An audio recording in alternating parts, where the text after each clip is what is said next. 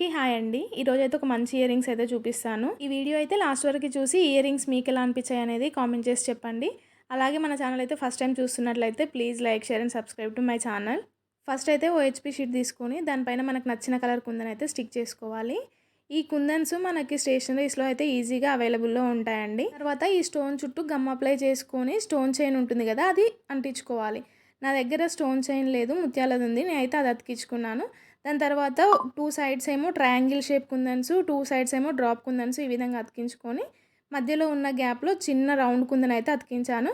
తర్వాత ఈ విధంగా మొత్తం నీట్గా కట్ చేసుకోవాలి. 2 సైడ్ల గమ్మంటిచ్చేసి కింది సైడ్ ఏమో హుక్ స్టిక్ని, అలాగే పై సైడ్ ఏమో మనం ఇయర్ రింగ్ పెట్టుకోవడానికి వీలుగా ఉండేలాగా ఇలాంటిది అతికించుకోవాలి. ఇప్పుడు ఇవి మొత్తం మంచిగా స్టిక్ అయిపోయిన తర్వాత పైన మొత్తం గ్లూ అప్లై చేసుకొని దానికి వ్యాక్స్ పేపర్ని అతికించుకోవాలి. ఇప్పుడు కింద హుక్ని కొద్దిగా ఓపెన్ చేసి దానికి ఈ విధంగా ఒక పర్ల్ని అయితే యాడ్ చేస్తున్నాను. ఇయర్ రింగ్ ఫైనల్ లుక్ అయితే ఈ విధంగా ఉంది. మీకు ఎలా అనిపించింది? నచ్చిందా? నచ్చితే ఒక లైక్ చేయండి ప్లీజ్.